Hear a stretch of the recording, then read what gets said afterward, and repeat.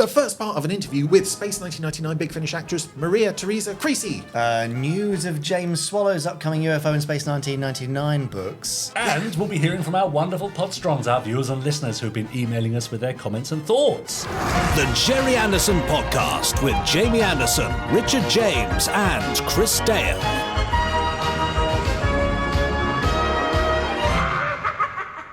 Pod 318. Already? Yeah, that's right.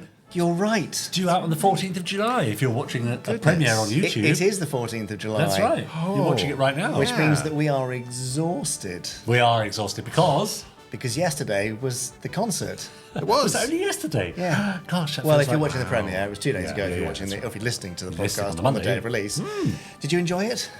I imagine I had a wonderful time. I also imagine that, Chris. I'm imagining it was better than I'd ever thought it could be. B. Brilliant. Indeed. It's so good. It's been It's 4 been times. big. Yes, Yes. great. Excellent. Good. What did you think, Podstrongs? Yeah. Those of you that we met there, I know had a great time. Yes. And you've also been commenting on our YouTube channel, potentially, about how good it was. Yes. And for those who weren't able to be there, well, Yes. Coming up, in the next couple of weeks, we'll have a couple of featurettes because, as you may have noticed, I was running around grabbing interviews with people, famous and non-famous, fans, performers, podcasters, podsterons, passers-by, anyone really. So I shall collate all of that into a couple of featurettes coming up in future podcasts. So even if you couldn't make it, you'll get a little flavour at least of what it was like to be in the room. Yeah, you will feel like you stood by for action too. Oh, gosh, yes. But in the meantime, news. newsy news. Of the Jerry Anderson variety. Yes. That'll be the Jerry Anderson news then. Hey!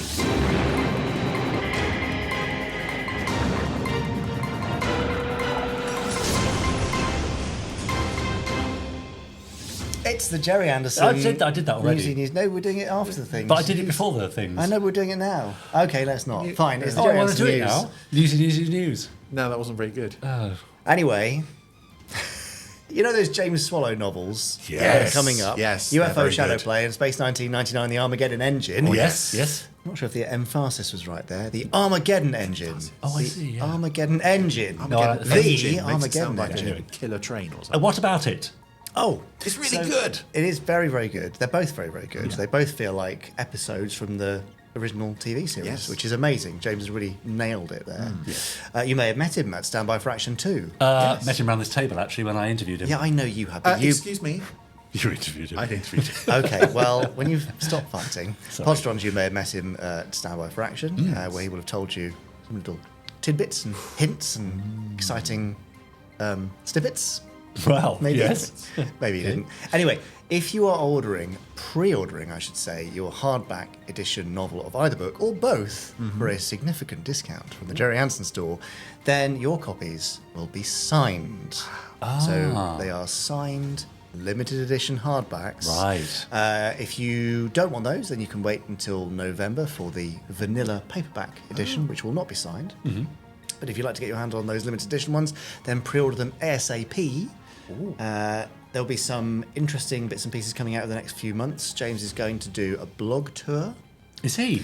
Yeah, so Good. he'll Yeah, be doing I interviews see. with a range of bloggers who write about novels and tie-in media and some such, where you'll be able to read excerpts and he'll tell you all sorts of bits and pieces about what he loves and doesn't like, perhaps, about UFO and Space 1999. So lots of exciting stuff there, and they will be available for you to read from Breakaway Day this year, the 13th of September. Very good. I see. Yeah, so Yeah. I'm very excited about that. 25th anniversary of Breakaway Day this year, isn't it? Yes. Is it 25th That's or a- 30th? Oh, I see. 1999. 35th. 25th. 35th, yeah, 25th. 1999 plus 25 is 24. Yes, but we're getting a bit meta there because it's a fictional date and this is a real date. I mean, it's all getting a bit weird, but Now, presumably, when the paperback edition comes out, we'll also have the option of an ebook edition. Oh, yes, Is and that an coming ebook too? as well. Ebook as well. he's very good, isn't he? I know. And an he's across it all. audiobook version, even? What? Well, we haven't announced that yet. Oh. But Well, we that just wanna cover all seems the- very reasonable to Yes. request. Okay, anything else I can have? A 3D £1 million. holographic representation of the book. No. Oh. Semaphore edition? No. Oh. On wax cylinder? I mean, Musical. we're looking at other variations. But yes, all those things you mentioned will be available in due course, Chris. How's that? Yeah, exciting. Thank you very much. Yeah. Also, Do you remember way back, I think 10 years ago at Glastonbury, Right. I wasn't there. and the orchestra played the Thunderbirds theme at Glastonbury 10 years ago?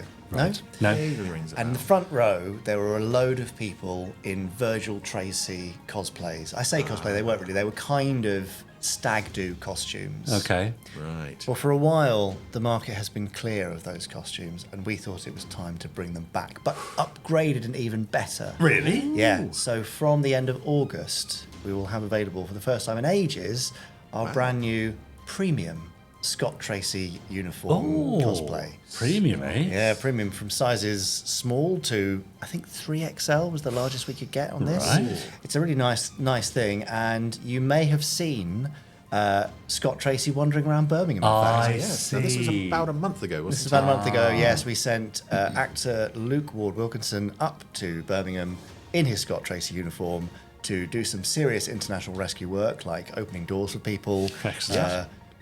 walking dogs, Yeah. directing traffic. Brilliant. He did a brilliant job. He really Yes. saved the day up there. Yeah. So you'll be able to see Peeling videos. the chewing gum off the pavement. He didn't do that. Oh, no. He was giving out free hugs though. Oh. That went down quite well. Anyway, it was a very popular little visit there. Yes. You can see videos of the uniform and see how great it is. It's a really lovely thing. So perfect for events in the future if you're a cosplayer and you want a quick fix there.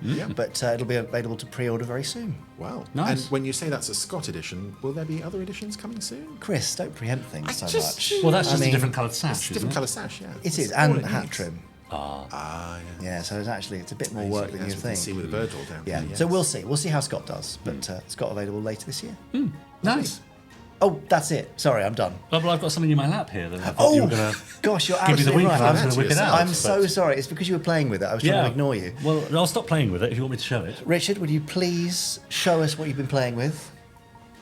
Ta-da! It's the Stingray sidearm. Yes, Look at that. I like I'm that. so sorry. I can't believe I forgot about that. I've Yeah. been looking forward to it. So this lovely replica Stingray sidearm, as seen in a few episodes of Stingray. About half a dozen in close up, yeah. Yeah, It's always it- on so the puppets. It's the equivalent. Oh, I'm not going to pick that up. Actually, it's going to fall over. It's the equivalent sort of hero sidearm, like the Spectrum pistol Yeah. from Captain Scarlet, Yeah. or the Space 1999 staple gun, Yeah. Yep. from Space 1999. Or I don't have it on here, but the International Rescue. I think we have to call it a ray gun, don't we? Ah, yes. And that's the official term these days. I see. So yes, it's the equivalent of that. They are selling out fairly quickly, Yeah, and can will imagine. be arriving in the country very soon, and will be shipping to you in the first couple of weeks of August. Lovely. So it comes in a lovely presentation box, just like our VIP Eagle, With a stand. with a stand, you're right, and a certificate of authenticity, and it's a lovely thing. So it's there you go. pleasingly smooth, isn't it? It is, and very comfortable to hold. Yeah, it is. Yeah. So there you go. Stingray sidearm, straight back into Richard's lap, where he's going to play with it for the rest of the podcast. You bet. Good. Well, Now on that, that note, Yes. brings us to the end of this week's Jerry Anderson News. that was the newsy news. That was the newsy news. See, That's really good. You see, it's the challenge of coming up with something different every week, isn't it? That's what I Yeah. used to really grapple with. the well is running dry, I have to say. Well, Well, you've got another 17, 16 now themes to choose from. yes, well, some of them are a bit tricky. I'll see what I can do. well, while you're seeing what you can do, Yes. would you like to see what I did with our special guest this week? Space 1999 and Big Finish actor Maria Teresa Creasy. What about her? Well, let's have a look. Great. Okay. Maria Teresa Creasy. Hi. Welcome. That's quite a mouthful of a name you It have is. there.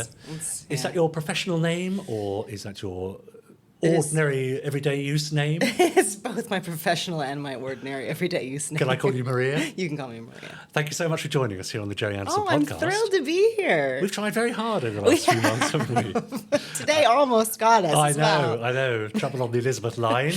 trying. But welcome to Slough. I know, lovely Slough. Yeah.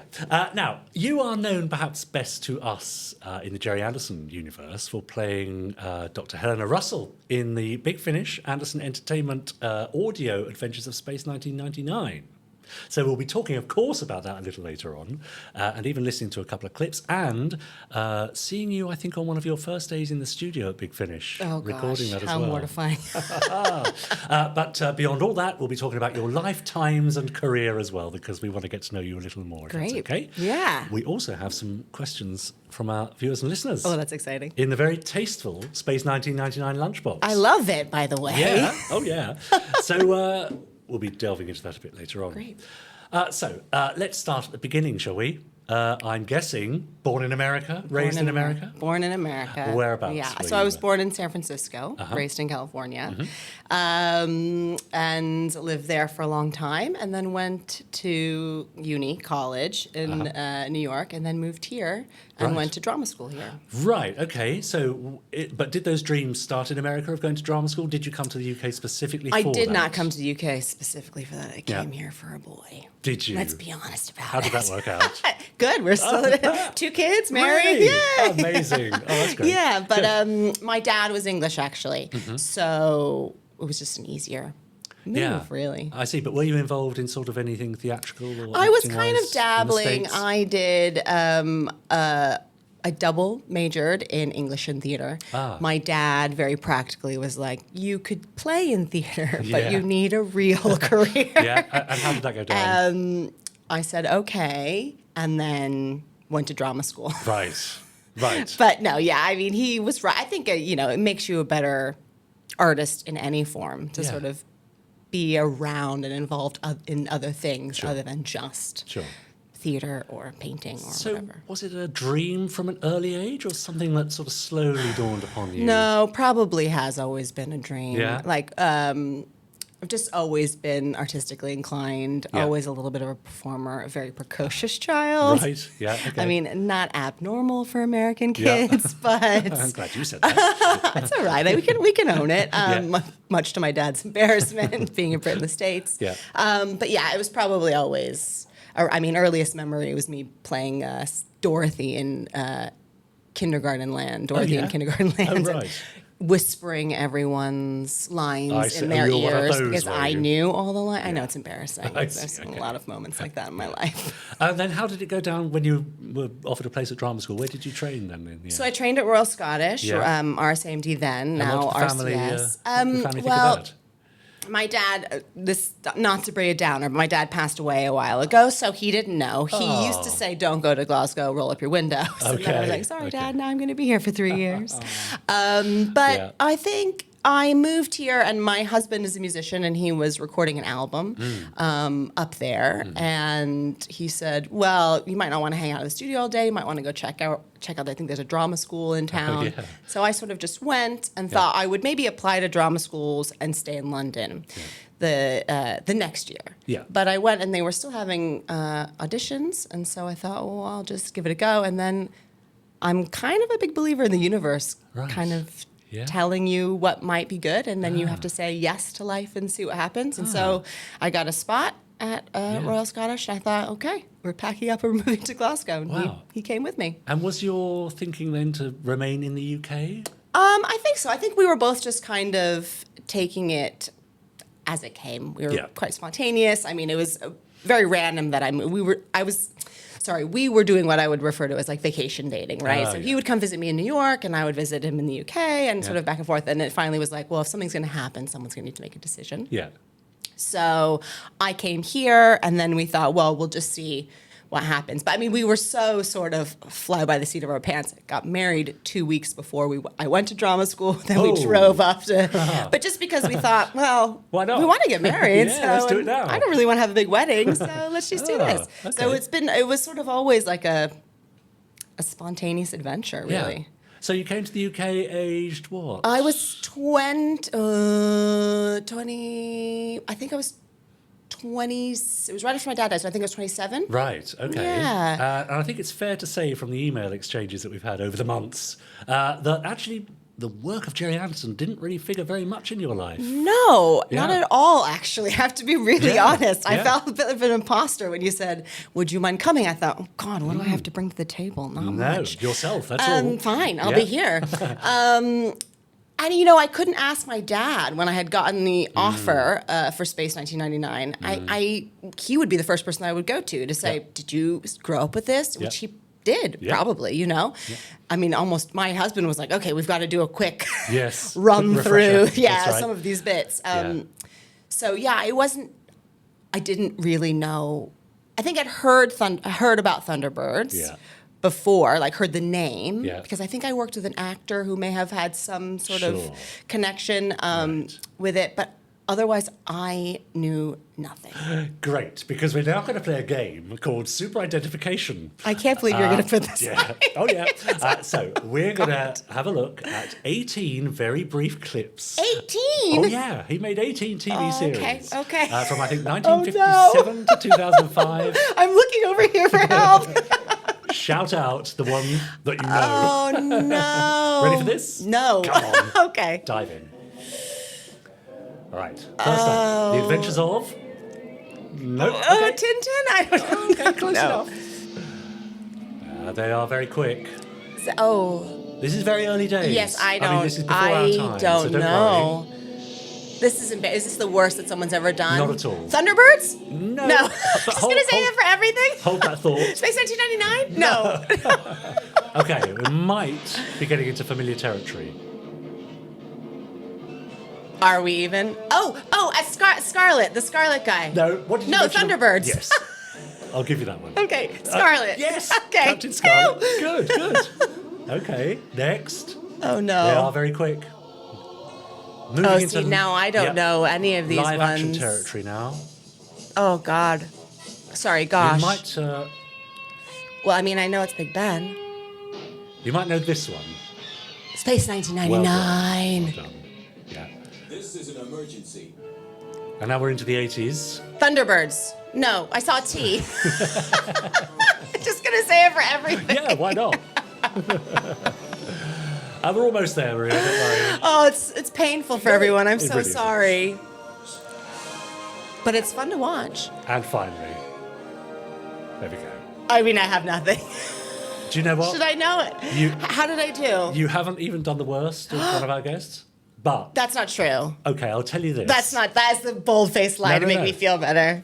It is true because you got 3. I thought I was going to get 0. Exactly. Well, maybe No, 1. I'd give myself You got 1. Captain Scarlet, Thunderbirds, and Space 1999. Yes. By the way, there you are in your own little Thunderbirds outfit. Oh, with look your at score, which will go on the that. front of the desk at a later date for next time. Yes. Okay. A previous guest, Anton Phillips, who was in the original Space 1999 series. Oh, really? In the 1970s, also got 2. Well, if the king of you- it, you're in very there good we are. company. Yeah, thank you. Okay. I mean, it's obviously, of course, it's fine that you weren't aware of Jerry's work. And it's completely Yeah. understandable. So, what were you listening to, watching, reading as a child? What was I listening? I mean, we had TGIF when we were little. Right. Which was like Friday night programming, which was, who was like Full House, Oh, yeah? Family Matters. Right. I mean, these are probably all things that you're like, I have Blank. no idea either. Yeah. I know. What other things did we watch when we were little? I feel like I probably should remember more. Was there a particular genre? I mean, did you enjoy I some- mean, I here's the other thing I have to be honest about. Like, sci-fi was not really in my world. I'm also a total wimp. So anything that makes yes. me think about disaster Yeah. or anything that's remotely scary. Yeah. I don't know if you remember this. There was that horror movie that was basically about, I'm not going to remember the name now, but it was less a horror movie, more psychological thriller. And the idea was that these people were out on a boat to go snorkeling or scuba dive or something, and then the boat leaves them, and it's the two of them. I think it was called Open Water. Oh, yes. And they were left. That was the see. most frightening movie. It is. I can't watch You're right. anything. Like Yeah. the littlest thing that plants the idea in my mind, Ah. I just... Well, that's interesting because when I was growing up, American sci-fi was really all we had in the UK. The likes of Buck Rogers and Battlestar Galactica. And Yes. that's what I grew up with, watching those things. Yeah, I and didn't. yet, no, that's interesting, didn't. isn't it? Yeah. I was much more of a like, we love each other. Yeah, that's Yay, right. Yeah. let's be preteens. Sweet. So to find yourself amongst this stuff today, talking about specifically Jerry Anderson within the genre of sci-fi, can you understand the appeal that it has for people? Yes. And how would first you of all- articulate that? First if you of all, can? I think just the little bits that I had seen. I mean, it's so influential to things nowadays. Like it's just, you can see that right away. And also, if I'm just going to speak about the audio dramas right now, it's just like the level of detail, the excitement, the stories are so solid. Like, it's just fun. Yeah. So I think, it's quite interesting walking into a universe that you don't really have any prior history with. Yes. And seeing how it was quite interesting because I was the only one who didn't have any history with it, right? And everyone had such a love for it and real specific memories for it. Yeah. And it was quite an interesting experience to sort of feel like, I know nothing, actually. And I tried to not know too much, if I'm going to be honest as well, because when I saw a little bit, I thought, it's so specific what's happening there and so revered that it would be a shame if I sort of started doing an imitation or an impression of other people. Right. Right? Hold that I'll thought. hold it, but Let's have a look at a clip Okay. of those people in action, and we'll talk a little bit more about that in a moment. Great. Let's have a look at this.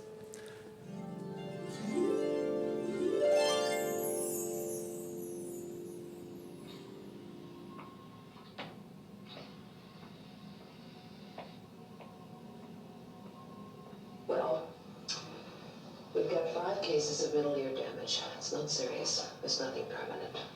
We're lucky. Wonder what life on Larry's planet would have been like. You feeling regret? No, just curious. Well, I think I'd rather take my chances wandering through space and be involved in a permanent state of war. Anyway, it's too late now. Yeah. Too late. They got their war, and we have all of space in us to find a home. Somewhere. That's from The Last Enemy, Space 1999. Barbara Bain and Martin Landau in full force. So you mentioned that to me in an email, that when you got the call about playing Helena Russell from your agent, you thought, well, I'll take a look. Well, first of all, I thought, Panic Stations, what is this?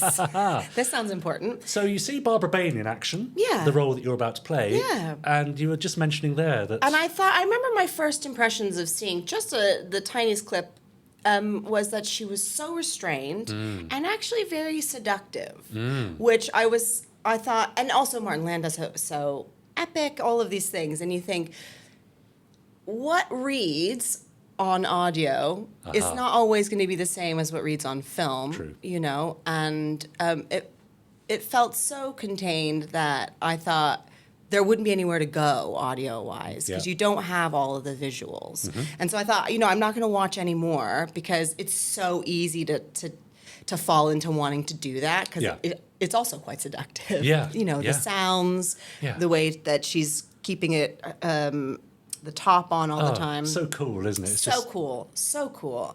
And I think when we first started doing it, I was aware of that coolness, and I kind of tried to keep her real cool. But as the stories sort of got bigger and bolder and crazier, I thought, these are human beings living in a space station trying to figure out how they're going to survive. Like you can't be that calm all the time. Absolutely. There's a sense that performance of Barbara Baines wouldn't work in your Space 1999. Exactly. The way that the stories have developed. Yeah. I agree with that. And you mentioned also that, when you found yourself in studio with your fellow cast members, that they had a lot of love and all the memories of Space 1999, and of course you had none of that. Yeah. Did that free you somehow? Do you think they felt responsibility and extra responsibility that perhaps you didn't feel? I think they felt zero responsibility for me. Right, okay. They messed around, didn't they? They messed around. No, they were. Everyone was so excited, but the thing about that is that it made me just as excited because I thought what an opportunity and how exciting to get to be a part of this world and just be a newbie, really. Scary, but exciting. Yeah. So in parts it was freeing. I mean, there was definitely, I won't lie, imposter syndrome at the beginning where you think, That's don't an know. life, though, People, of course, and people want to talk to you about it. It's like, I don't have anything. I don't know if I have anything to say. Yeah. What's Mark saying right now? I'm just gonna reword some of that, you know. Yeah. But no, it was a really exciting time actually, and Big Finish is just great. Nicholas is great. Everyone is just so lovely that you can't help but think like this is Yeah. so cool Yeah. to be a part of. That's right. Exactly. Yeah. Right, yeah. So let's go back then to your time at drama school. How Yeah. long were you in Glasgow studying? 3 3 years. years. And did that cement your desire to be? Did it feel like the right thing, right place, right time? This was meant to be. It did. I mean, I feel like looking back on my journey to now, you know, being an actor or a performer of any kind, for me at least, it's a long game, right? And actually, as you're developing, new things come along, and you're always kind of fine tuning. It's like going to the gym all the time, isn't it? You're sort of Yeah. always stretching and finding new things, and how can I change, and develop and explore things. So for me at that time, it was really good because I feel like as a performer before that, I was sort of non-committal, really. You know, I sort of didn't really know. I wasn't really an ingenue so much. I was, and so I didn't really know what my USP was as a performer. Sure, right. And then I went to drama school, and I had some amazing teachers there and met some amazing people and actors.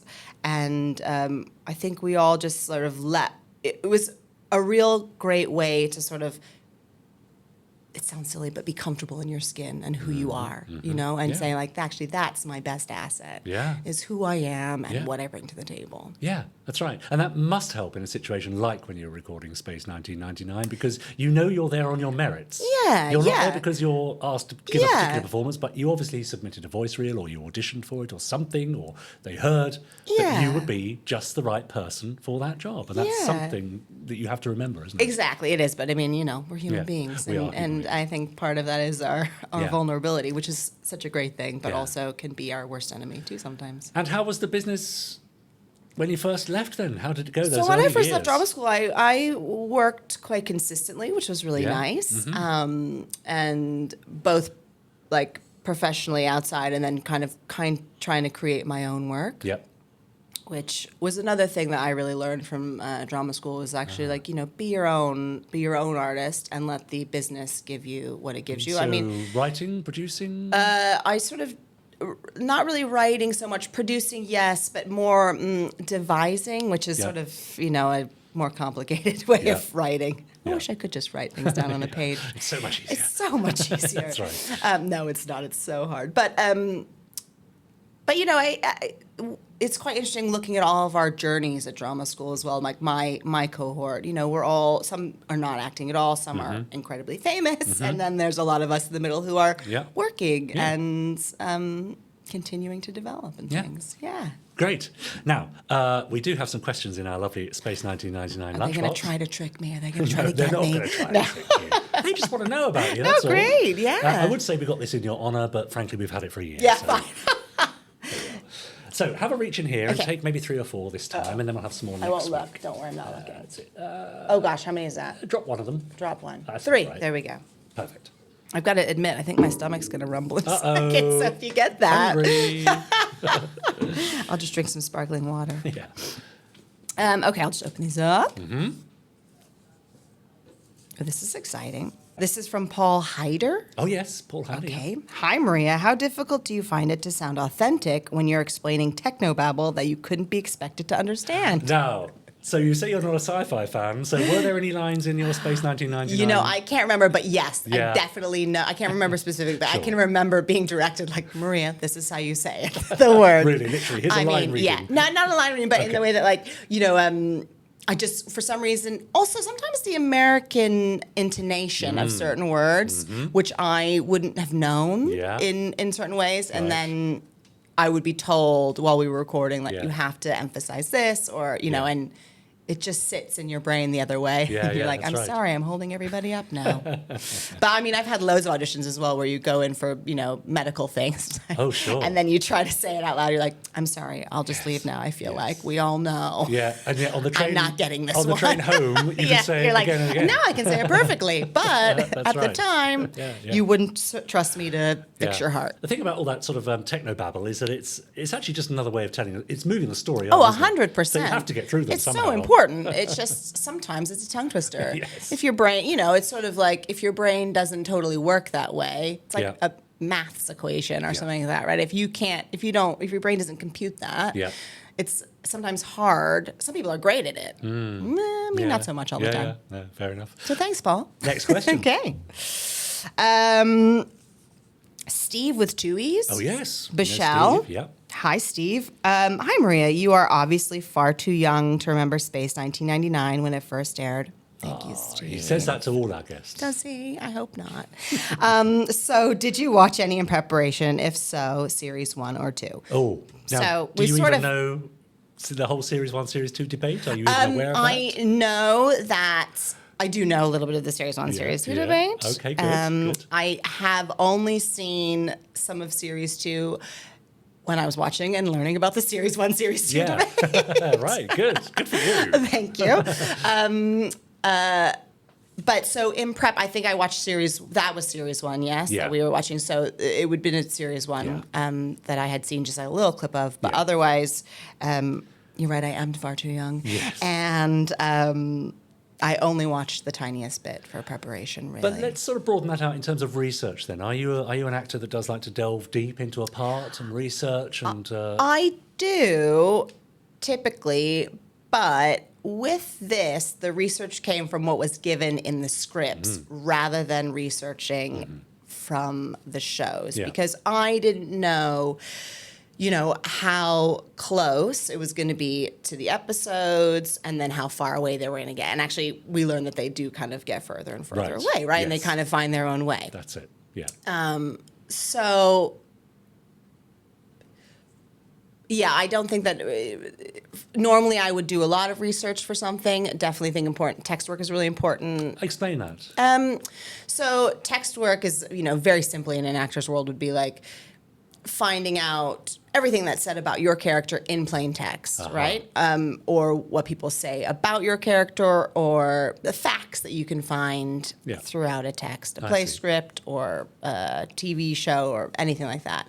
And then further on from that, you would figure out like what you can infer from those things. Are there any thoughts that you can bring up that, like they maybe talk about how they're married, but then you can maybe infer if they don't say it that they like each other or they don't like each other actually Okay. and they're married. All those kinds of Yeah.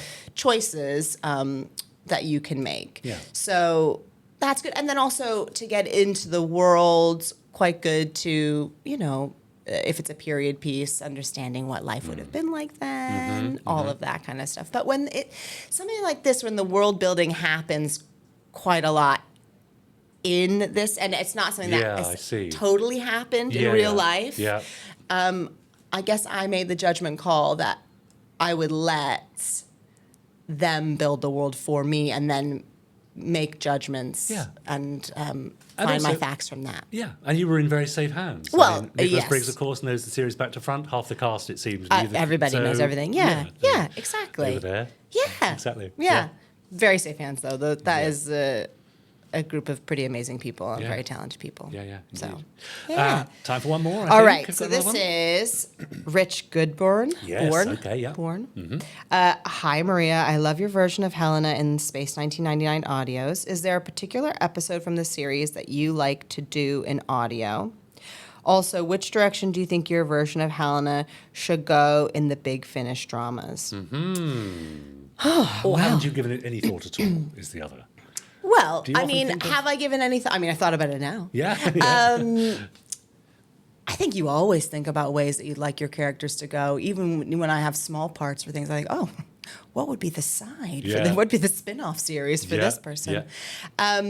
So from the series, I think probably for me, I mean, I love all of the episodes and they all are so distinct. But for me, just nostalgic-wise, is the first episode because it was my trial by fire. And is really where I properly learned about Dr. Russell and like who she was and what was happening in that world and how they were a team, her and Koenig, and how they supported each other. Because all of those things, although created from the series, Mark and I had to find ways to make that believable between us. Yes. We aren't just separate entities. Like That's even it. though it's an audio drama and things, we have to figure out how that partnership functions. So was there a sense that even though it was an established series from TV, was there a sense you were sort of rebuilding from the ground up, or you had that freedom to rebuild? from the ground I up? mean, I don't know if I can say that. I mean, I felt like yes, Yeah. but maybe that's because I came to it with Yeah. no Yeah. real, prior knowledge But or I'm preconceptions. beginning to think that's probably the right direction to come from. Maybe I don't Yeah, know. it's interesting. Other people might say. Well, we'll see. Yeah. Yeah, That's right. but no. For me, it was. I guess that for a lot of the other folks on it that who might have more knowledge or nostalgia for it, they might have held a little bit closer to that. Yeah. But for me, it was just trying to figure that out. And then he says, Oh, yeah. "Where would I like Helena to go?" Oh, yeah. Well, Yeah. I think Koenig and her should really have a moment. Well, of course they should. And, Of course. Yeah. Without doubt. and a moment, a whole box a set, I whole think. box set. But no, yeah, I mean, really, otherwise, I feel like I probably would do less service to the series if I came up with an idea because they always surprise me. Yeah. There are never ways that I would think to go. Yeah. So then I get more excited by that than me thinking like, oh, it should just Yeah. be a love story on the side. Yes, that's right. Yes. That's why I'm not the professional That's writer. That's right. That's why actors should never get involved in Yeah, storylines. yeah, exactly. That's true. Now, so okay, you've mentioned your time in the studio there for Big Finish. We've actually got a little clip here. Oh, Don't know no. if it was your first day, but it was certainly a day at Big Finish. And we'll have a little bit of a chat about it Okay, after this. okay. Let's have a look. I remember it quite well because it was such a kind of vivid part of my childhood. It was in space, which every kid loves a bit of sci-fi. At school, there were several people that had die-cast eagles, and I loved those. But it's just a brilliant cast around some great stories and a great look. We've got Maria Teresa Creasy as Dr. Russell, and just hearing the first scenes with Maria, she's an absolute find. I thought, what is this? Being American, it wasn't anything that was in my world, and I was born after the show, so I hadn't ever heard of it. It feels a little bit like I get to do a cover of a hit single that I had never heard about, and you kind of get to come with a new energy and think, oh, it's just great, actually, and I get to hop on and see what happens. It's exciting. There we go. Bring back Oh memories. my goodness, how cringe to watch yourself, isn't it? And listen to yourself. You're like, oh god. Did I really say that? Yeah. I mean, I could have done a lot worse. So that's all You right. really could. That's great. Yeah. No, it's fascinating. Yeah, but all I see is a baby belly in that, by the way. Yes, I know. It was so funny. So how pregnant were you at that point? if I How could ask? pregnant was I? You know what? I can't remember. I probably was about 4.5 months, Okay. I think. And they gave you a really tight space. Well, we were 1999. using some of the original ones, but think I so. didn't fit in any of them. So Right. like the back was like you couldn't, and I was just like a delinquent. I felt like it wasn't anything to do, just myself being like I don't know anything about this world, and now I don't fit in the costumes. Yes. Wow. And I also remember thinking a little bit like on like them going Moonbase Alpha. That I was like going into territories unknown because that was my second kid, and I was Yeah. like, how am I gonna do any of this? Really? I definitely was having an existential crisis, as Yeah. it were. Wow. At the time. What a 'Cause time to have an existential I crisis. know, right? It really worked out well. Did you get through that moment? We got through it. We got to the other side. We had a pandemic. It was great. I had a baby. I had a pandemic. It was wonderful. Nothing to to shake you off of that. Yeah. Think like bigger fish. You'll be fine. So I guess COVID almost put a stop to everything, of course. But you were saying you were able to continue with the series. We did so much recording Right. during the pandemic. Is it all out now and all available that you know of? I think so. Yeah. I think so. So you were recording remotely from home, I'm guessing. Yeah, so How was that? I had a newborn downstairs, Yeah. and I was, pumping, and I had my 3-year-old downstairs as well. My mother was there because she was stuck from the States. Her visa just kept getting extended, obviously, because there was no way to travel. And I just said, I've got to go upstairs. I'm going to do a day of recording. And it was, Because, of course, that was the only work that many of us could find in those long months. So, I was very lucky during the pandemic that I did actually work quite a bit Yeah. because I was doing lots of voiceovers. Yeah. But it was it took a while for that to get going. It was such a joy to have them call up and say, we're going to do some Space 1999 because, in the middle of all of that chaos, to Yeah. sort of have that was just Absolutely. such a gift. An oasis. Yeah. That's right. Well, just before we go, let's have a little brief listen to a clip from Breakaway, the first story from Great. Space 1999. Paul! Commander, there's a problem with Eagle 4 on approach to Sector 2. Break away immediately. That's an order. Break away. Moon Base Alpha, 13 September 1999. This is Dr. Helena Russell. Put me through to Metapro Commander Alan Carter. What's this? Not making house calls anymore, Doctor? Sector 2's exploding! My God! It's like they're watching us. The moon and the Earth are safe. People are dying out there, John. Recall all Eagles. What exactly happening out there? Find out. Can we get through to Moonbase Alpha? It's only us who might get our socks blown off, Simmons.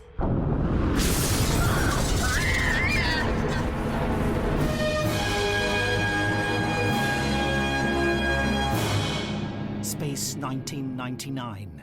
Breakaway. Nice. How exciting is that? How is that? I know, it's exciting. What is it? Why does audio work so well for these epic dramas, do you think? I think it lets you build the picture, right? This is, for me, the best thing about it, because when you watch a lot of sci-fi, it's fun to see sort of, I guess it's different now with computerized things, but it's fun to see the creation of that, but actually when audio, the landscape is so big that you just plant some ideas in people's heads, and it's so rich. It brings it all to life. Yeah. It's amazing. really cool. Yeah. Great. Also, they're just so good. The production value is just so good. Yeah, they really are. Yeah, it's lovely. And all those actors are good. Yeah. I mean, don't know. They're all just really good.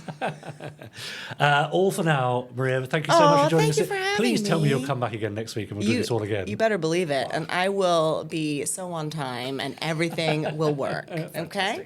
Thank you so much. See you next week. Thank you. Bye. Well, thank you, Maria, for joining us for the first part of our interview. More from her next week. Yes. It's so interesting, isn't it? Rodney Matthews last week. We had the likes of James Swallow and Paul Shipper and Maria Teresa Creasy. We've got other guests. We've had coming Anton up. Phillips. We have a Asia lovely Bruff. array of guests all along the side. I know, it's here. extraordinary, isn't it? And they all come along to Slough to give us their time, wisdom, and stories. Like podcast guest hokey cokey. In the series, out the series, all about the series. See what I mean? Sort of. Not entirely. What it's all about. Okay. But anyway, I think it's time we heard from our Podsterons, isn't it? Already? Come I on. suppose so. Yeah. This is the voice of the Podsterons. Yes, it's very much the voice of the Podsterons. Very much. Isn't it though? Yeah, you're Exactly. right. Couldn't be more the voice of the Podsterons. I think could it? you're absolutely right there. Our wonderful viewers and listeners have been emailing us at podcast@jerryanderson.com. I have to say, a lot of people comment beneath our YouTube videos as well. Yes. That premiere every Sunday evening. I say every Sunday evening. Premiere every Sunday Oh, evening. yes. Wow. We A know lot of about people this. Yeah. enjoy joining in the live chat. Yes, they of the do. episode's But- premiere. Yes, one week they were deprived of that because Muggins here didn't set it as a premiere. It just dropped at 7 o'clock. Well done, Muggins. Yeah, it won't happen again. Now, Chris, Better not. would you like to take the first message? I from, would love to, yes. It says, "Hi, YouTubesterons." Oh, yes. Or YouTubesterons, Okay, or whatever. Yeah. So I've just had this random thought. Right. Considering Tracy Island is supposed to be top secret, why do they have the launch music playing all over the island at full volume? Or is it just me? Looking forward not just to the concert, but meeting up with my fellow Podsterons. CIG, concert is go. Yeah. Thanks, Steve. Well, Also, I hope you did. Champagne is go. Good. That's a Terrorhawks reference. Really. Excellent. You wouldn't Of course get it it. Yeah, so why? I don't think that they actually play the music. You don't think it's piped around the island I don't think so. by the Conway system? But they do play the Stingray music. Oh, yes. For the launch. Yes. With the bongos going. That's Ringo Starr. and the, yeah. Did they actually do that? Well, it's cuts around to the ceiling speakers, doesn't it? Yeah. So that must be There's got to playing. be a drummer somewhere on the bass. I quite like that. Right. Yes, I hadn't considered that before. Animal from the Muppets or something. Yeah. Yes. So what do you do, Richard? Oh, I'm the Marineville bongo player. I sit around all day until there's an emergency. They say action stick. Oh, right, God, Yeah. long day. No. Yeah, it's great. Nice. Well, I hope you did enjoy the concert, Steve. I'm sure you did. And if not, then just keep them. Right, okay. Would you like to take the next one here, Jamie? I can certainly try. Dear Pod Squad, I've been greatly enjoying recent episodes of the Jerry Anderson podcast, and the watch-alongs in particular. Yes, they're fun, aren't they? We've been enjoying Alternate most name of for them. the randomizer. Yeah. There's no doubt that the Space 1999 episode that you recently reviewed is problematic, Oh, yes. ponderous, Yes. scientifically implausible, poorly plotted, and so on, but I still find things to enjoy in it. Oh, I think we did as well, didn't we? Yeah. Plus, the second part. There is a season 1 story I dislike more. I wonder if it's the same one that Chris is thinking of. Earthman, you are probably correct. Oh. All right. He continues. Yeah. I love the Terra Nova set. Colourful skies, parrots and all. Parrots. And I still think the sense of creeping dread works well. A question for you, however. I think I read the E.C. Tubb novelisation of the story before I first saw the episode, so I always thought Terra Nova was intended to be the same as the planet Meta. At what stage was the whole meta theme abandoned, and why? P.S. I'm also glad that Jamie drew our attention to the lovely set designs of the Secret Service in a previous podcast. I did. Yes. That little bit where Unwin has the meeting with the crime boss for 12 seconds and then leaves again. The living room sets of both the Secret Service and Joe 90 are miraculous. Yeah, that's I true. agree. They do look lovely. Yeah. I don't think enough is said about how detailed they were and how much love and care went into the later Superman Nation series. Thanks for all the happy Mondays. That's when I listen anyway. Yeah, And fair that's from Mark Braxton from the Radio Times. Hooray! Thanks, Hello, Mark. Previous podcast guest. Yes. And very we nice didn't drive him human away. He's still listening. He's still listening. Thanks, Mark. Yeah, great. So what? The meta story was abandoned then. Yes. He's right. I think I remember in the novel it does. Yeah, they get to Meta and they decide to name it Terra Nova and they go into the episode. I just assume that they probably did give it some thought and then they realised these are going to be shown in random order, so it doesn't make sense to unless you call it Breakaway Part 2. You're not going to guarantee that the meta story will be shown afterwards. So there's kind of no point in trying. Yeah, because any of the serialised elements sort of got lost in transmission order. So Simmons disappearing and for about a dozen episodes. Same with Matter of Life and Death. I think it was shown midway through the first season rather than the second, so it wouldn't have made sense. It's a shame though, because the meta saga could have been very interesting. Yes. And perhaps, Chris, there's a future project there. I shall add that to my little scrapbook. The Meta Saga. Meta Saga. Hi, Jamie and Richard. Oh yes. You can go and sit somewhere else. Yeah. Just go and make the coffee, Chris. Yeah. I see new UFO and Space 1999 novels are soon to be released. I'm writing a UFO novel myself and was planning on contacting you about it. Are you accepting submissions from other writers? Also, I would like to shamelessly plug the Michael Billington article I've written for the newest issue of Infinity magazine. That's from Paul Carey. Well done, Paul. Good for you. That sounds interesting. Are other writers free to send submissions to Anderson Entertainment? Paul, we have a small issue with story submissions, which is that if you send something in and we are already working on something which is similar, you might then go, hang on, that was my idea, even if we were already working on it. Yeah. As such, we have a no submissions policy. However, if you've got an agent and the agent can reach out to us, then yes, we can accept stuff then. Got you. Yeah, So fair yes, submissions by lawyers or agents only, and that's to protect you and to protect us. Yeah. Sorry to be really boring. Yeah, no, that's fine. Yeah, But yes, you can plug your Michael Billington article in the upcoming issue of Infinity Magazine. yeah, that's great. Good. All for now.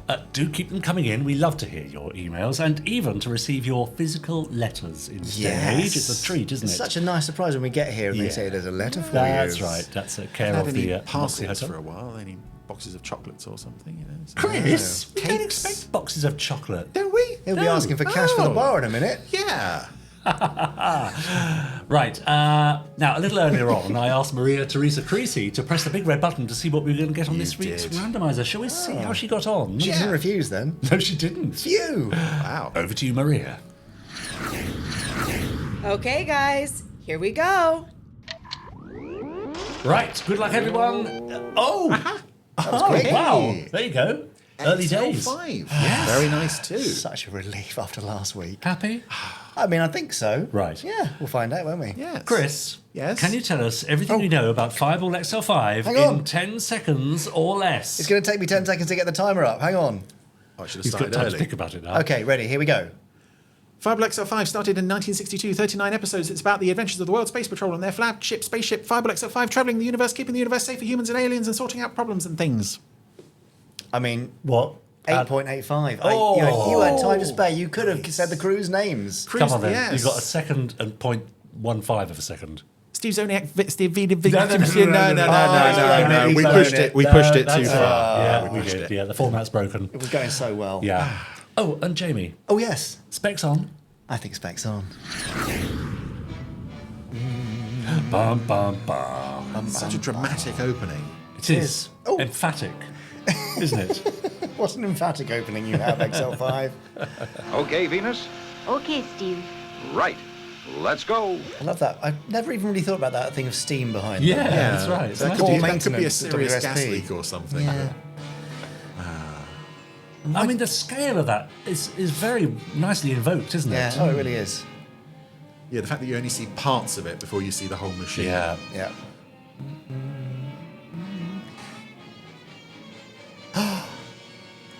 Wait for it. There we go. Oh, you can feel it in the pit of your stomach. They can. It's a very exciting launch. Yeah. And this very much reminds me of when Chris is doing his episode descriptions in 10 seconds as the picture's going up and up and up and up and you don't know when it's going to end. Yeah. We hear this at the concert, don't we? We do. We do, yes. Nice. Oh, we did. We did. And the end credits theme as well. Yes. Forgot that was in the past now. There's just something very cool about the whole intro. It's got the tech, it's got the cool, the sort of swagger, the characters, and the kind of bombastic over the topness. Yeah, it's right. It's the drama of the music at the start, and then you get that nice jazzy sax. Yeah. And it's also quite spooky, this one. Yeah. Which is something XL5 does very well. These are quite cool shots. Now it's so crisp, isn't it? Yeah, well, that's the network Blu-rays for I you. Amazing. know. Yeah, these little chaps in their space plane. Hello. The model stuff is great, though. Even if the puppets are a little cruder, perhaps. Oh, wow. Well, you compare it to Joe 90 last week, to give Joe its dues, the puppets look lovely. Oh, yeah. Yes.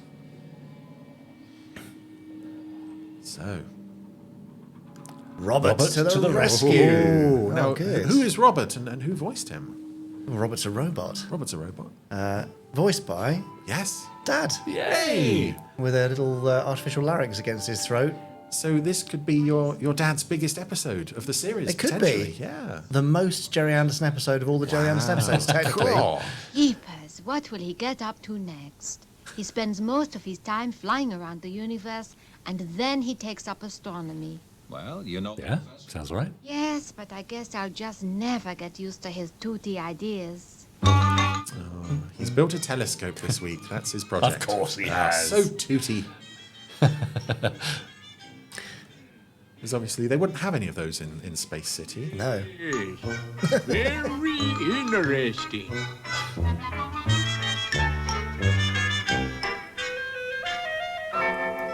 Oh. There's a Lazoon in orbit. Oh, yes. There he is. Yeah. Think about it. The little pest. Howdy, folks. Welcome home. Yeah, Zuni. Do we like Zuni on the whole? Could take Zuni or lose Zuni, I think. I've got some important research to do. Oh. I mean, I can see the younger viewers liking Zuni. Yeah. Zuni's a prototype Zill, really. Oh, Zil, yeah. Both quite annoying. You reacted as if I was Zill when I was talking about Zill. Well, Always Zil causing never problems, really that brought Zill. much to the party, did it? At least Zuni does bring something. Yes. Trouble. Yes. Looks as though I've discovered a new planet. Maybe they'll name it after me. Planet Matic. I just realised the puppet actually looks kind of worse with the glasses off the eyes. Yeah. But with the glasses on, they magnify the eyes. He looks weird without his glasses on. Joke. A joke? Commander Zero, you are talking to a qualified astronomer. Well, Who built his built first telescope in a week, yes. And thought Lazoon was in space. Brilliant. He's very trustworthy, isn't he? Lieutenant. Now, wait a minute. I give the orders round here, Professor. Make a check, Lieutenant. The Planet Matic is in Sector 12. This is another one I had on VHS as a kid. For those keeping track on my mentions of old VHS tapes. Yeah, so this one I saw a lot. There it is.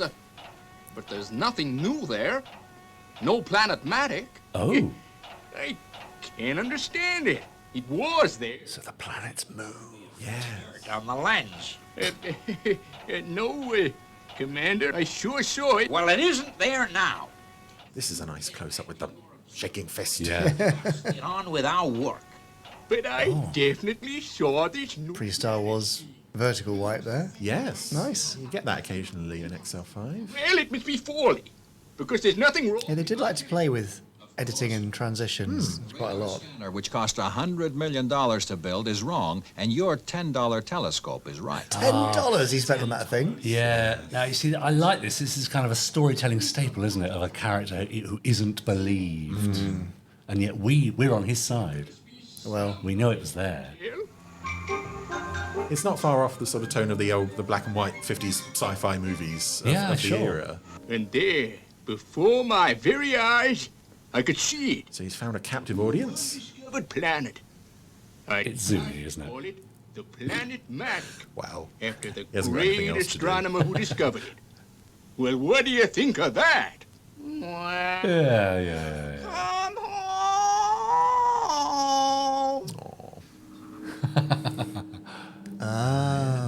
It's an artificial planet. And you mentioned Star Wars. It's a bit. Yeah. It is a bit Death Star-y. Yeah, gosh.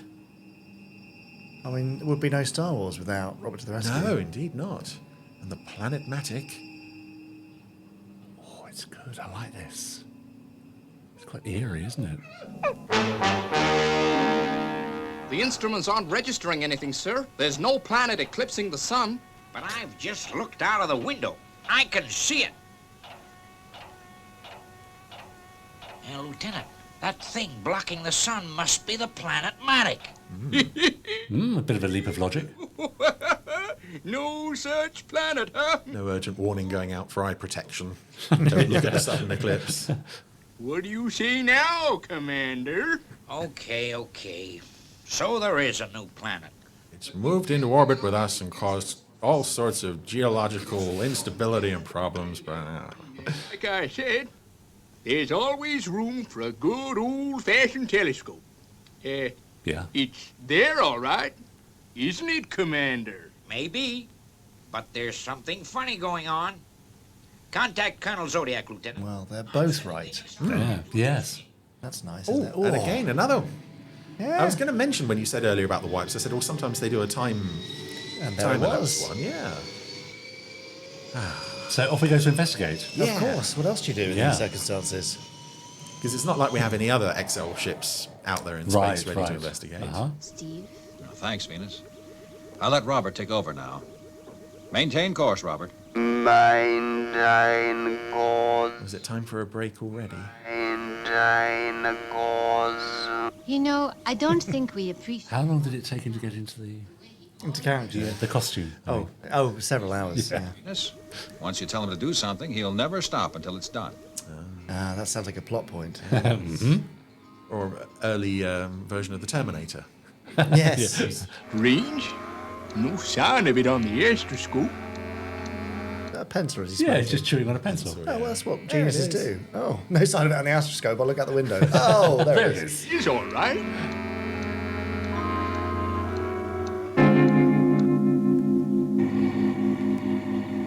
Oh, Professor, we were just going into the lounge for some coffee. We were only just spaceborne. Why do you need coffee already?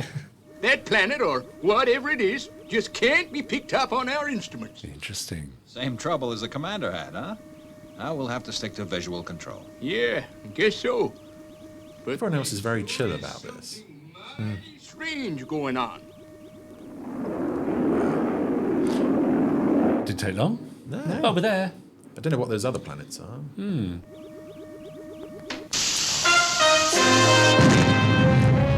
Just flick a switch. Off goes Fireball Junior. Yeah, sometimes they leave one of them up in the main body, but this time, unless Zuni's up there. But Now we're going to land on the yes. not planet, the pseudo planet. But it does also remind me, and Richard, I'm relying on you to back me up here. Uh-oh.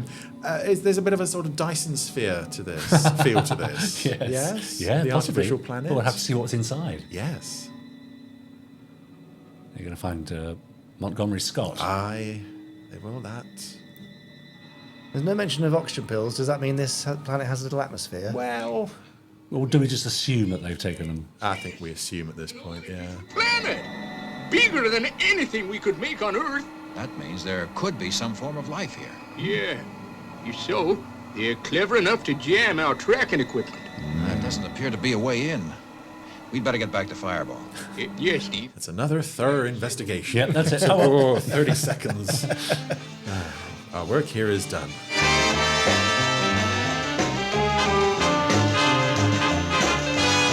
So jazzy.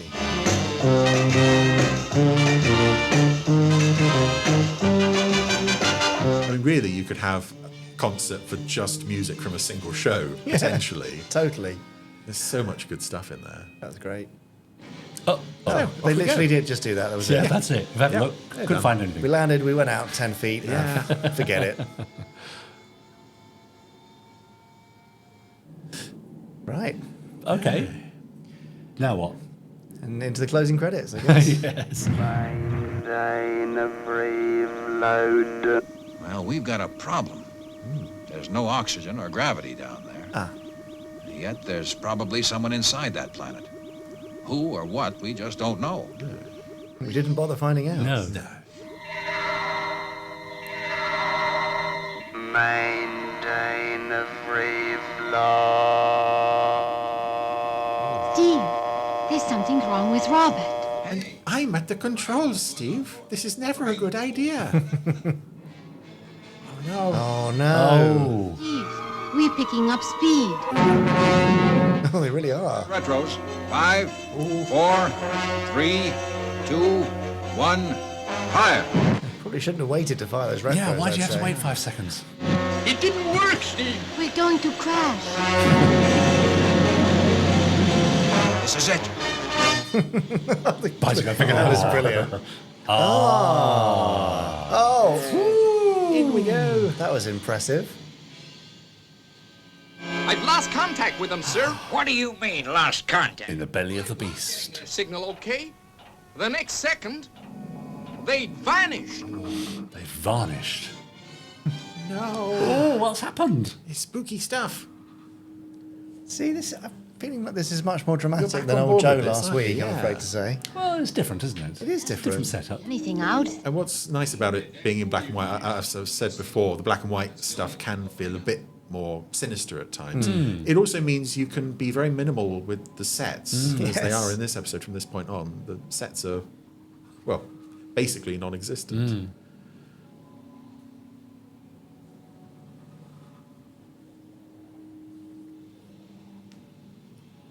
Any chance of a replica Steve Zodiac pistol at some point? We shall see. Certainly possible.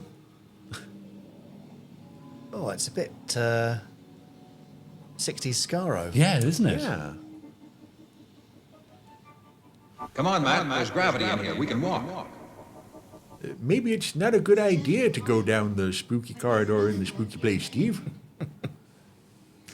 Let's go anyway. Yeah, come on. We're here now.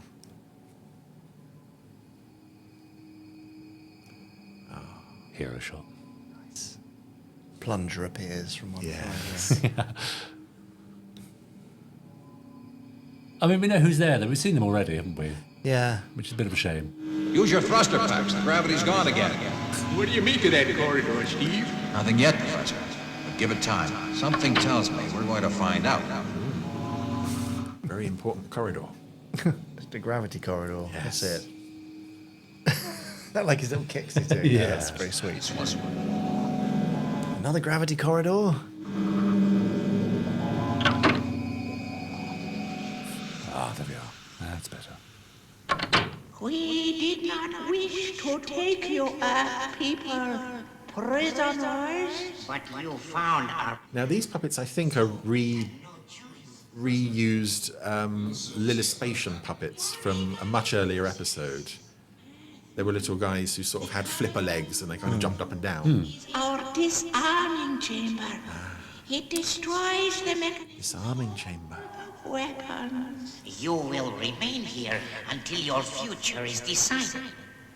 You cannot escape. Very strange voices as well. It's David Graham doing the one on the right, isn't it? Yes, it was very weird. Yeah. I like their little sort of mini skirt costumes. Invisible wall. Oh. Steve. Yes, ma'am. Wow. Invisible wall. Barry did love a wah-wah trumpet. Yeah. Can you still see the planet Maddox, sir? I'm afraid not, Lieutenant. It's gone. If the XL-5 landed there, I guess we've lost them. Oh, well, no loss. Yeah. Remarkably chipper about it. This is the Earthman's spaceship. I will have it destroyed in due course. We will put this creature with the others. What's going to happen to us, Steve? I don't know, Venus. What do you make of this place, Matt? Well, I say that the dome head. Going back to an email we had, I think, last week about having Anderson dreams, or it might have been the week before. I've always found that this one kind of has the tone of a nightmare as it goes along. It is getting very surreal. Particularly that sound design, which is a Yes. real disturbing reverb. I have brought your mechanical friend to join you. What happens now? I will tell you, Earthman. You are the first beings ever to find our planet. And to keep... We kind of drew attention to it Yeah. by moving in front of your son just for a bit. some reason. Didn't he? Oh, he said to put them with the others. He meant the humans, not Yeah. other captives they already had. Oh, yes. You will... Also, are they the only two beings on the entire I planet-sized think so. station? Yes. But yeah, they value their privacy intensely, which is why they've kind of drawn attention to themselves. It's, Why make it so big? yeah.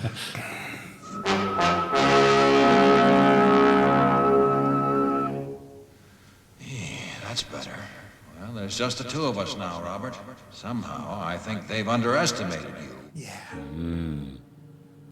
I think you might be right. In here.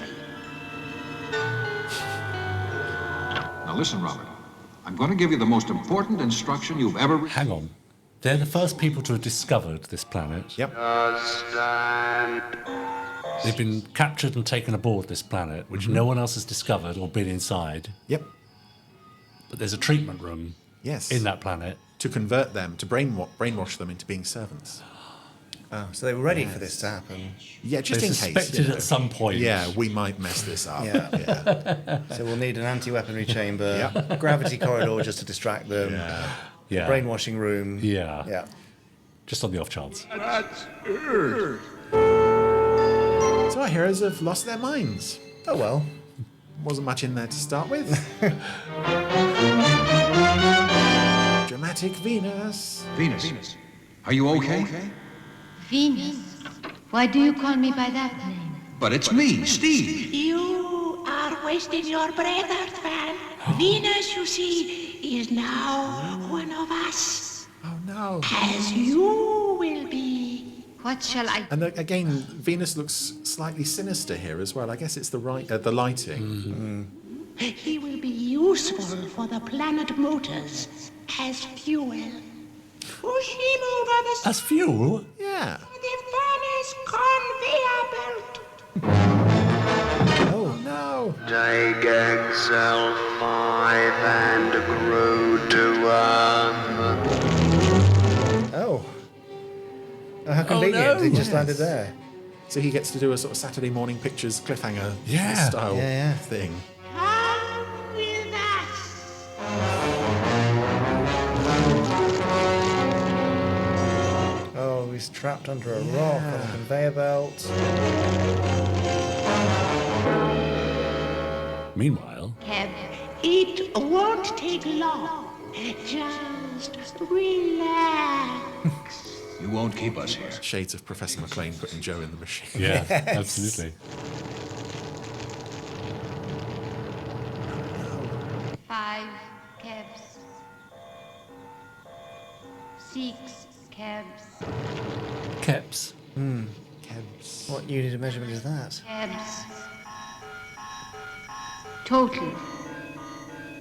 Total Keps. Have you seen Fireball XL5? I don't understand.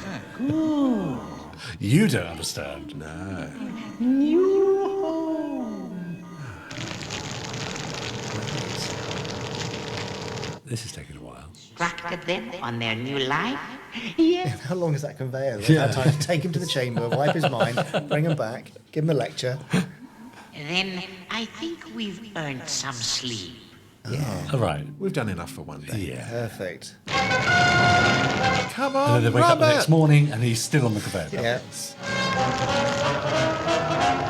Oh, that is quite Nicely disturbing, isn't it? Nicely puppeteered, the wriggling Yes. though. Yeah. And he's up and away. Oh, well done, Robert. Now, good night. Good night. I'm sorry, I don't know your name. Neither do I. Oh dear. Yet. So they're now servants to the aliens? What? Yeah. To do what? Whatever. What, though? Put things in the furnace. Yeah. Allow me to Excel 5. The XL5. What's this machine man talking about? Almost like they're Mr-Oms here. Don't question orders. We must. Oh, how convenient. Of course. We must obey. Right. Yeah, well, they've been brainwashed, Yeah, haven't they? So it makes And we get sense. this lovely shot of their little bedroom and their little beds. Oh, And they sleep with their same uniforms on. of course. The Rasta bags. The Rasta bags. Sorry, what's he saying? Thruster packs. Thruster packs. Yeah. Got to find the thruster packs. Got to find the thruster Fly packs. up to. Aha. Taken to. On our way out. Classic. On our way out. I mean, can you hear Dad's voice Yes. in that very clearly? I just, can, wondered yeah. if it was just me. Yeah. But yeah. Oh.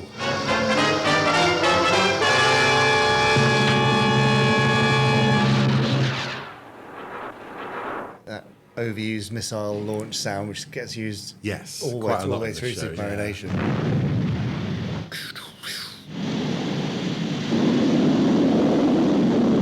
Ah, nice. Yeah. We're away. Clever. What a perfectly sized hole. Yeah. Commander Zero, XL5 has reappeared on the radar. Hurrah. Just stand there, man. Call him up. Yes, sir. But I'm sitting here, sir. XL5. Space City to Fireball, XL5. Space City to Fireball. All right. Oh, yeah. How are they going to get their minds back? Well, that's the worry, isn't it? The Earth people have escaped. Oh, Must leave this. They're not very menacing, are they? No. Their memories will soon be And yet, Oh. it's far away from our. it's the lighting or lack thereof and the music that. Never remember anything that happened. But there's only two of them. What do they do all day?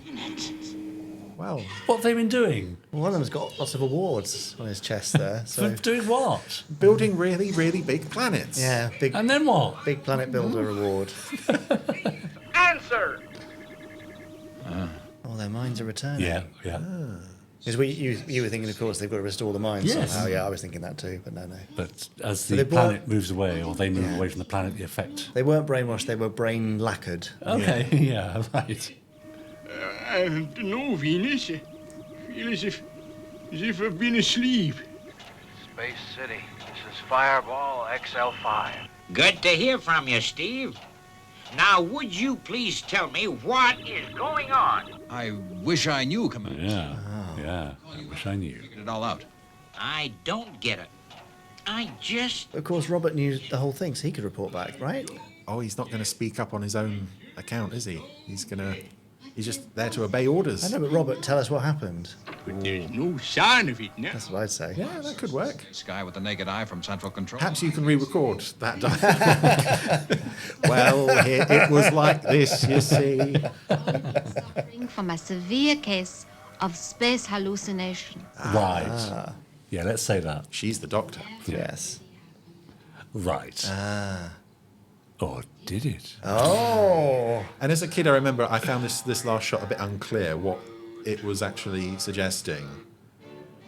What is it suggesting? This zoom into the hand. I guess he's bandaged his hand, but I don't think they established that it was damaged or injured as such. I know he had it stuck under the rock. But, right. Took me a while to figure out what that was meant to represent. Yeah. Looked like cuckoo spit on his arm. Anyway. More questions than answers for me, I'm afraid, that one. Yeah. I don't really understand the two aliens and what they were all about and what they were hoping to do. No. Well, that's XL5 aliens. For Yeah, they don't have any raison d'etre in this, do they? But as you say, very disturbingly shot and realised, the lighting, and left me a bit cold. Oh. I said I have huge nostalgia for this one, having seen it a lot as a kid. I don't know if that influences my affection for it. I think it probably will, because it always does, doesn't it? It does. But no, I've always been very fond of that one. I love the atmosphere of that. It's quite spooky. Jamie? I did enjoy it. I like bits of it. The artificial planet idea and kind of getting sucked in was all very dramatic, and gosh, they're brainwashed. What's going to happen? There were lots of fun bits in there. Yeah. So That's right. I somewhat enjoyed it. Somewhat enjoyed it. Yeah. That's fine.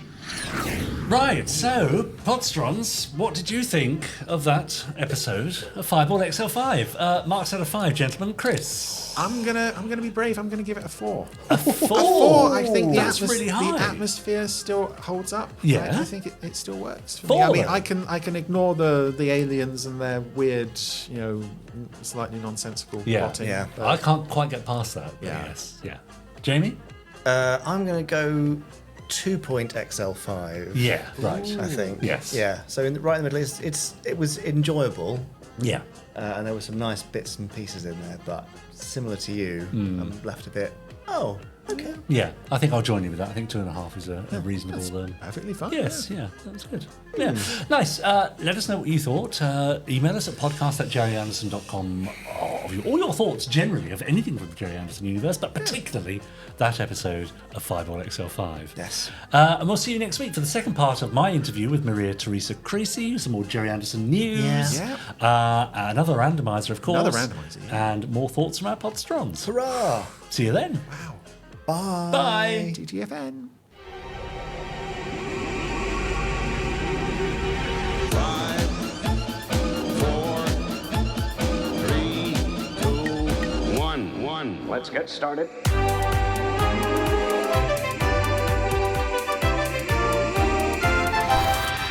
Let's go.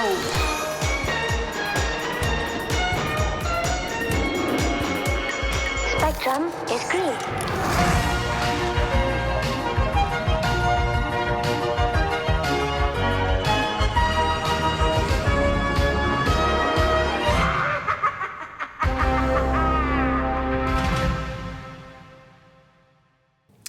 Now I'm going to just drop Ross in it. Yeah. Again. What's he done now? Did you see the poor fellow during XL5? Falling asleep? Yeah. He was brainwashed by that episode. That's his excuse. He was doing a real kind of blinking Venus there for a while. In and out. Poor Ross. Oh, I felt very sorry for him. So, doesn't work for everybody. Have you noticed he definitely falls asleep during our linking bits? Oh, God, yeah. At least he woke up a little bit during Fireball. You can hear the snoring when we're talking, but yeah. Who can blame him? That was an Anderson Entertainment production.